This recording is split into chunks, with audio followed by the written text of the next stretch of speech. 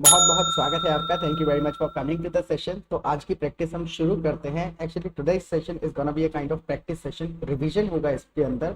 What ever I have taught so far, जो भी मैंने अभी तक आपको अपने प्रीवियस वीडियोस में समझाया है, जो स्ट्रक्चर्स बताए हैं, उनका हम रिवीजन करते हैं। So you have to test your English on your own. अपने आप खुद से आपको चेक करनी है कि कितने सेंटेंसेज आप इनमें से नेचुरली बोल पाते हैं या नहीं। ऑलराइट, तो I be sharing my screen with you.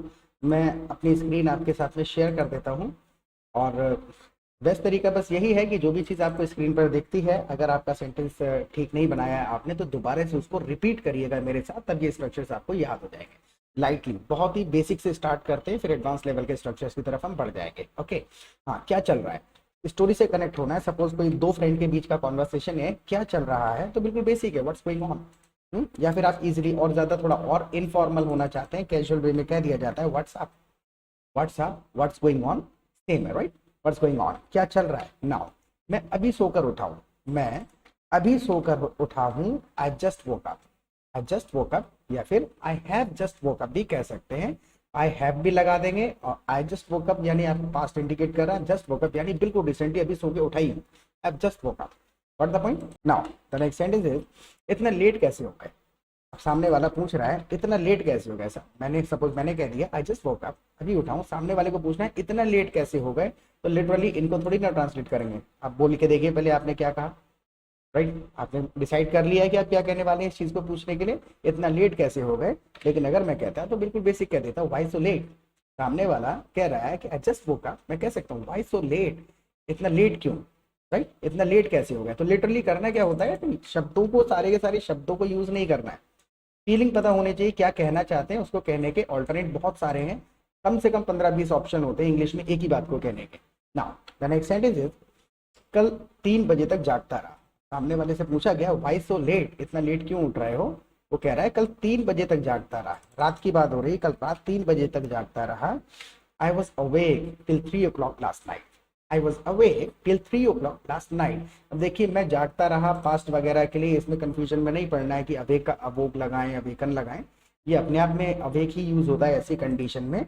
I was awake till 3 o'clock last night, यानी 3 बजे तक जागता रहा, राइट। नाउ एक चीज और है, अगर चैनल पर पहली बार आए हैं तो सब्सक्राइब जरूर कर लीजिएगा, क्योंकि लगभग रोजाना ऐसा सेशन हम अपलोड करते रहते हैं। काफी क्वालिटी कंटेंट होता है, और प्रीवियस वीडियोस पे अगर आप जाएंगे तो कॉन्वर्सेशन, स्टोरी टेलिंग, बहुत सारा क्वालिटी कंटेंट आपको मिलेगा, which will help you a lot improve your English.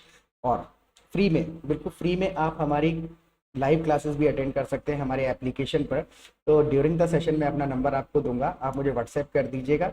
आपको पूरा का पूरा एप्लीकेशन का लिंक, पूरी क्लासेस की डिटेल, टाइमिंग वगैरह सारी डिटेल आ जाएगी।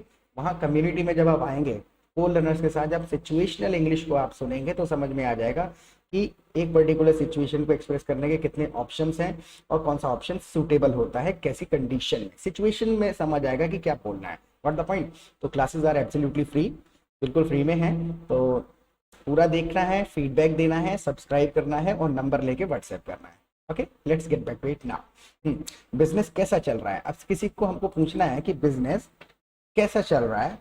How is your business going on, how is your business going on कह सकते हैं। How is your business running भी कह सकते हैं, कैसा चल रहा है। How is your business going on कह सकते हैं, यानी कि कोई भी चीज कैसे कंटिन्यूटी में है। How is your business going on. Now, अब मैं वो काम नहीं करता। सामने वाला रिप्लाई कर रहा है कि अब मैं वो काम नहीं करता, पहले करता था, अब मैं वो बिजनेस नहीं करता। I no longer do that business. No longer का हम इस्तेमाल कर लेते हैं, I no longer do that business. इसकी जगह नो लॉन्गर नहीं यूज करते हैं तो हम एक और बात कह सकते हैं, एनी मोर का इस्तेमाल कर सकते हैं। I don't do that business any more, अब और ज्यादा वो बिजनेस में नहीं करता, या फिर आई no longer do that business. मान के चलिए, अगर इसी के सेंटेंस के बेसिस पर, these are not only sentences actually, these are structures. इसी के आधार पे अगर आपको बोलना पड़े अब हम दोस्त नहीं रहे, अब हम दोस्त नहीं रहे, हाउ वुड यू से this in English. Comment section में नो लॉन्गर को यूज करके ही बनेगा। आप देखिए सिर्फ काम बदलेगा इसके अंदर। आप बनाइए, कमेंट सेक्शन में लिखिएगा कि अब हम दोस्त नहीं रहे, हाउ वुड यू से दिस इन इंग्लिश, कैसे कहेंगे इंग्लिश में।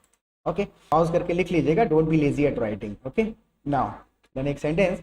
तो खर्चा कैसे चलता है। बंदा कह रहा है आई no longer do that business, अब मैं वो काम नहीं करता हूँ। तो सामने वाला पूछ रहा है तो खर्चा कैसे चलता है, खर्चा कैसे चलता है। How do you manage. देखिए, हम खर्चे को चलाते नहीं है ना, मैनेज करते हैं। खर्चा कैसे चलाते हो, हाँ, खर्चा कैसे चलाते हो। तो चलाते नहीं, हम उसको मैनेज करते हैं। How do you manage house hold expenses? How do you manage house hold expenses? Expenses मतलब खर्चे, और house hold, usually house hold का मतलब ही है घर से रिलेटेड। जैसे कि मैं घर के काम में बिजी हूँ, I am busy with house hold chores. House hold का इस्तेमाल घर से रिलेटेड सब कुछ आ गया उसमें, तो घर का जो भी खर्चा है टोटल इंक्लूडिंग, वो सब कैसे चलता है? How do you manage house hold expenses? सामने वाला कह रहा है जैसे तैसे चल जाता है। जैसे तैसे चल जाता है, इसको दो तीन तरीके से कह सकते हैं। इंपॉर्टेंट तो यह है कि यहाँ पे सम हाउ लगेगा ही। सम हाउ मतलब सम हाउ, देखिए इसमें दो वर्ड्स हैं, सम मतलब थोड़ा, और हाउ मतलब कैसे। जैसे तैसे यानी कुछ भी कर करा के somehow it is manage, जैसे तैसे मैनेज हो जाता है। यानी मैं पॉइंट, खर्चा चलता नहीं है, मैनेज होता है, somehow it is manage. और एक हमारे पास में बना हुआ इसके अंदर सेंटेंस भी होता है, इसको भी आप यूज कर सकते हैं, गेट बाय का इस्तेमाल कर लेते हैं। जैसे कि I am just getting by, यानी गुजारा कर रहा हूँ, just getting by. I have been jobless for last 2 years, so I am just getting by. Getting by मतलब गुजारा कर रहा हूँ, या somehow I am just managing my household expenses. What the point? तो कई सारे तरीके होंगे कि भाव क्या है आपका, उस चीज को बोलने के पीछे भाव को आपको एग्जैक्टली एक्सप्रेस करना आना चाहिए। That is called fluent English. कि फीलिंग नहीं बदले आपकी सेंटेंस बोलते टाइम मजबूरी में कि मुझे स्ट्रक्चर नहीं पता था इसलिए ट्रांसलेट कर डाला। Okay, now the next sentence, कब से बेरोजगार हो? सामने वाला बंदा पूछ रहा है कि कब से बेरोजगार हो। How long have you been jobless? How long have you been jobless? देखिए यहाँ पर हैव यू बीन क्यों इस्तेमाल किया है हमने? क्योंकि हम टाइम पूछ रहे हैं, टाइम पर इंडिकेट कर रहे हैं कि कब से हो, पहले से। हैव बीन हैज बीन का मतलब है पहले से कुछ। So how long have you been jobless? आपने एक चीज और नोट करी होगी, यहाँ पर फॉर से वैसे स्टार्ट होना चाहिए। यूजुअली लोग ऐसा कहते हैं, लेकिन it is not compulsory to use for, because हमने have you been, have been, has been इस्तेमाल करके इंडिकेट कर दिया है कि हम टाइम की बात कर रहे हैं, पहले से कुछ, तो कंपल्सरी नहीं है। ठीक है, तो how long have you been jobless? कब से आप बेरोजगार हो। Now the next sentence is, अब आगे क्या करोगे? अब आगे क्या करोगे? अब हम यहाँ पर क्या पूछ रहे हैं, उसकी प्लानिंग पूछ रहे हैं कि आगे क्या करोगे। कई कई तरीके हैं हमारे पास। What you gonna do next? Going to का शॉर्ट फॉर्म है, दो तरीके से पूछेंगे, दोनों में डिफरेंस पता करते हैं। What are you going to do next? इसका मतलब ये हुआ कि अगर आपने कोई डिसाइड किया हुआ है वो बताओ। गोना का इस्तेमाल हम अक्सर वही करते हैं जहां हम डिसाइड करते हैं, जैसे कि I'm gonna take bath after finishing the class. Class को खत्म करके नहाऊंगा, I have already decided, तो उस कंडीशन में कह रहा हूँ going to, gonna, right? I will take bath, तो हो सकता है फ्यूचर में कभी भी। I'm not indicating that I have already decided that. What the point? तो going to decision already made है, उसके लिए कहा जाता है। तो सामने वाला इसके अंदर इतना भाव भर के कह रहा है कि जरूर कुछ डिसाइड किया होगा। What you gonna do next? आगे क्या करने वाले हो, जरूर तुमने डिसाइड कर रखा होगा, right? What you gonna do next या फिर what will you do next भी ग्रामेटिकली आप कह सकते हैं कि आगे क्या करोगे। और भी कह सकते हैं what you gonna do ahead. Ahead मतलब आगे क्या करोगे। नाउ अभी कुछ डिसाइड नहीं किया है, अभी कुछ डिसाइड नहीं किया है, कुछ नहीं किया है, तो येट का इस्तेमाल कर लेते हैं। I haven't decided anything yet. I have not, haven't जो है हैव नॉट का शॉर्ट फॉर्म है। I haven't decided anything yet, यानी अभी तक। येट मतलब तक, वो अभी तक नहीं आया है। ही हैजंट कम येट, मैं अभी तक नहाया नहीं हूं। I haven't taken bath yet. Okay, तो मैंने कुछ डिसाइड नहीं किया है अभी तक। I haven't decided anything yet. Yet का इस्तेमाल अभी तक कुछ नहीं हुआ है तो। Now the next sentence is, क्या मैं तुम्हारी कोई मदद कर सकता हूँ? सामने वाले से मैं पूछना है, देखिए इसके अंदर भाव क्या है, कोई मदद कर सकता हूँ, यानी सारी की सारी। कैन आई हेल्प यू मतलब क्या मैं तुम्हारी मदद कर सकता हूँ। अगर जोड़ना है क्या मैं तुम्हारी कोई मदद कर सकता हूँ, तो उसके लिए दो तीन ऑप्शन है हमारे पास में। Can I help you by any mean. Any mean का मतलब हो गया कि किसी भी तरीके से, जो भी संभावनाएं हैं, सारी पॉसिबिलिटीज आप बता दो मुझे। Can I help you by any mean, emotionally, financially, physically, bye any mean, सब कुछ हो गया इंक्लूड उसके अंदर। दूसरा भी तरीका है can I help you in any way. Can I help you in any वे, वो भी आप कह सकते हैं, लेकिन बाय एनी मीन जो है मोर अप्रोप्रिएट है और कॉमनली यूज्ड है। अक्सर इसी तरीके से पूछ लिया जाता है जब हम सामने वाले को पूरी फ्रीडम दे रहे हैं। Can I help you by any mean, यानी किसी भी तरीके से आपकी मदद कर सकता हूँ। ना अगर इसी के बेसिस पे आपको मैं एक सेंटेंस बोल के बताऊं, learning grammar is not gonna help you become fluent at English by any mean, यानी किसी भी तरीके से फ्लुएंट होने में मदद नहीं करेगी। ग्रामर जो सीख रहे हैं, ग्रामर सीखने से कोई मदद नहीं होगी फ्लुएंसी में। So learning grammar is not gonna help you become fluent at English by any mean, right? या फिर learning grammar is not gonna help you become fluent at English in any way. किसी भी तरीके से grammar जो है fluent होने में हेल्प नहीं करेगी। इसके पीछे रीजन भी है, because typical grammar is not used at conversation. It is good to know, but when you will hear any native English speaker speaking English, then you will notice that they use literally basic grammar, but their structures are good. What is important? The structure of the sentence. Whatever feeling you want to express, you need to know how to structure the sentence in a specific situation. What the point? तो structures हमको आने चाहिए। Grammar में अगर हम dive in करेंगे तो grammar इतना ज्यादा डीप है, इतना ज्यादा ब्रॉड है कि हम उसके अंदर घुसते ही चले जाएंगे फिर छोड़ देंगे। अक्सर यही होता है। तो ग्रामर के अंदर बहुत ज्यादा टिपिकल ग्रामर में नहीं घुसना है। जितनी जरूरी है उतनी आपको ऑटोमेटिकली कॉन्वर्सेशन के दौरान समझ में आती चली जाती है। No need to learn grammar separately, अलग से सीखने की जरूरत नहीं है। Now the next sentence is, चाहिए होगी तो बताऊंगा। हाँ, can I help you by any mean, किसी भी तरीके से आपकी कोई मदद कर सकता हूँ। सामने वाला कह रहा है चाहिए होगी तो बताऊंगा। I'll let you know।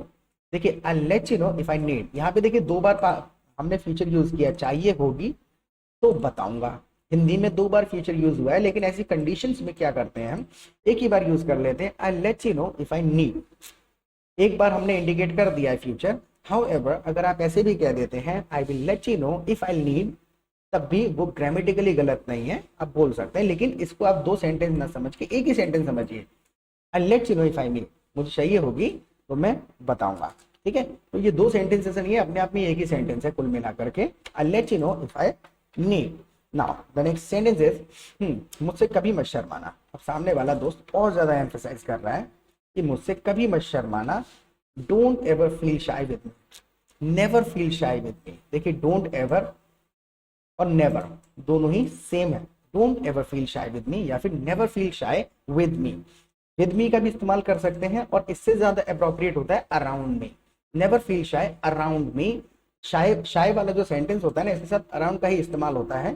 जैसे कि मैं तुमसे नहीं शर्माता, I don't feel shy around you.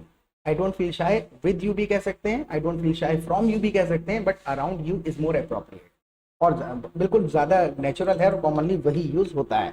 I don't feel shy around you.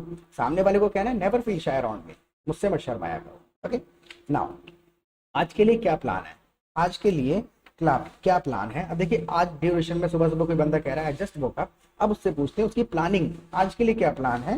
What are the plans for today, what are the plans for today. बिल्कुल बेसिक सा सेंटेंस था, आज के लिए क्या प्लान है, what are the plans for today. Now the next sentence is, जैसे कि आज संडे है खाने का कुछ अच्छा बनाएंगे। देखिए इसको कई तरीके से कहा जा सकता है। ये जो जैसा की है ना, जैसा की, ये कई तरीके से कहा जा सकता है और इसके पीछे कुछ डिफरेंस भी आएगा, लेकिन बहुत बड़ा डिफरेंस नहीं आएगा।